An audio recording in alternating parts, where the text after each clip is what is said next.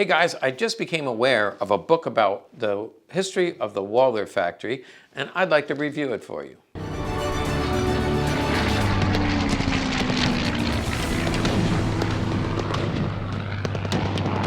Before I review the Walther book for you, I want to remind you about this book. It's about war trophies from the Vietnam era, so if you know somebody who was in Vietnam, they might appreciate that. Or somebody who collects guns or bringbacks from the Vietnam era. Best way to buy that through us is to go to our website, and you'll see it under books when I click on the books, even though it says out of stock. We actually don't carry this book, but in the first paragraph it says all orders must be placed by email, and then there's the email address. So all you do is cut and paste, and you can email Keith and get a copy of the book. Also, you should know that all proceeds above the cost of the book, all proceeds go to the Honor Flight Veterans Group to benefit our veterans. Now, this book is the same kind of a deal in that we're not going to carry this on our website. This is not one that I'm going to carry. It's not a legacy product. But if you go to their website, and you can see right over my shoulder here, it is frontsitepostpublishing.com. You go to their website, and all you do is at the top, you see home, and then Fateful Years. Click Fateful Years, and right there you see a copy of the book and how you can order, pay by credit card. I bought a few just to review, and actually they did give me a complimentary copy, so thank you very much. Front Sight Post Publishing. They sent me a copy. I actually sent a copy to a friend of mine who was going on vacation. He was going to be at the beach. He talked about how he gets bored on the beach, and so do I. So he took this book along, and he said how much he absolutely loved the book. Come take a look at the contents. So Fateful Years is about Carl Walther, Fritz Walther, there's a number, Eric Walther, there's different family members, all about the history of the Walther factory up to 1945. And it actually interviews some of the people who worked at the factory who were alive up until a few years ago. These interviews took place over a number of years, and it is written by Wolf-Dietrich Roth, who is German, from Germany, and so he has firsthand knowledge of the people who actually worked at the factory. And when he mentioned his background with the Walther factory, it reminded me of this. I've shown this before, but it's been a very long time. This is a piece of either stained glass window or a display case from the Walther factory, the original Walther factory, which was later blown up and completely destroyed. The Russians, it went into the Russian sector, they blew it up, and the factory is no longer there. It moved to first Manurin, France, and then later to Ulm, West Germany. But this is a piece of glass that somebody broke. You know, in the last video I did, I talked about the veterans sure brought back some strange things. One of them was a parachute that I just highlighted. This person brought back a broken piece of glass, put it in his duffel bag, and brought it home from the war. So that's a treasured piece I've had for a very long time. Got that from my good friend Peter Hischer, who passed away just a couple of years ago.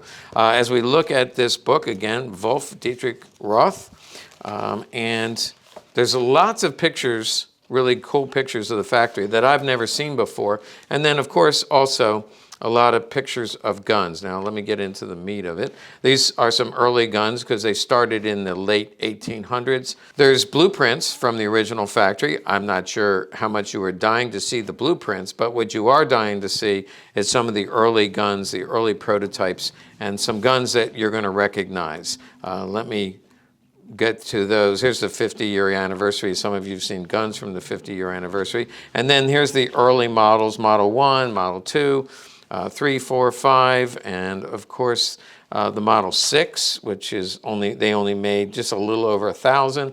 I have one of those in the safe. There's the Model 8 and 9, and then of course we get to the PPs and PPKs. And when I turn to this page, there's some guns I recognize. First of all, I know I've had that gun in my hand, or I believe, yeah, Morphy's Auction. I had that one in my hand.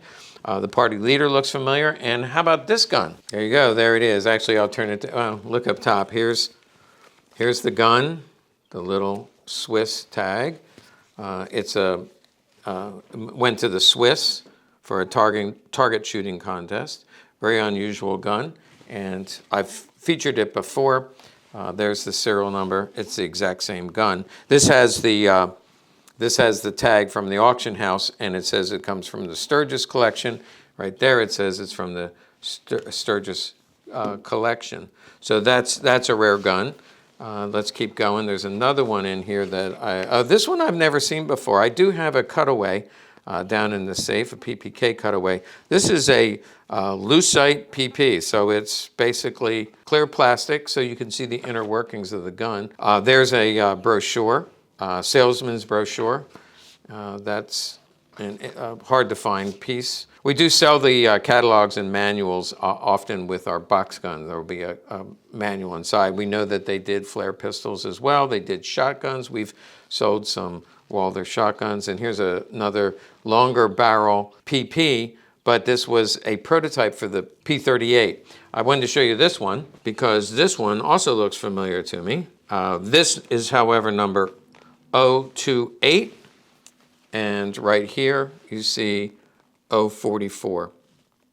Has the Walther patent, you can see on the picture. And on the gun, it's just a stunning gun. Actually, I think mine is a little bit nicer.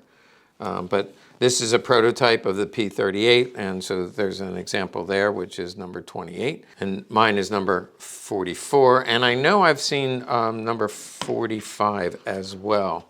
Let's keep going. There's a cutaway of the P38.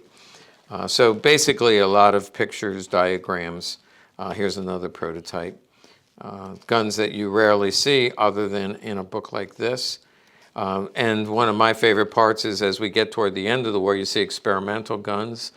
Here's the MP44 with some adjustments to the muzzle. And there we see some of the Volkssturm guns. Again, this is a VG1 at the end of the war. They were experimenting with very cheaply made bolt action and also machine guns toward the end.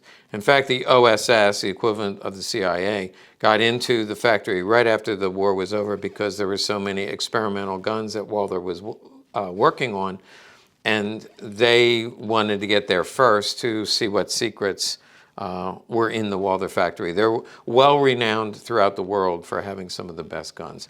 So there's a lot of new information in here about the family, about the history, about what took place during the war. It talks about the slave labor, the concentration camps, the good, the bad, the ugly.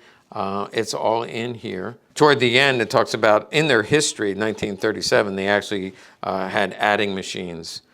You can see here the adding machines. That's you see the Walther logo on the adding machine. So that's how they got started before they were still making guns, but they were into adding machines early on. This is one of my favorite pictures. There's a bowling alley that was, I guess, in the lower levels of the factory, and that was some diversion in the evening or maybe your lunch break. You could go down and bowl a few rounds. It's a really good history of the Walther factory with some really rare guns to go with it. This is a famous picture. I love it because there's an engraved PP taken from the factory by the GIs, and those come available on auction from time to time. I know I've carried a few of them and offered them to the public. There is some MP44s all in a row being picked up by a GI smoking a pipe. And then there's these are actually modern pictures, 2015, of where the factory used to be.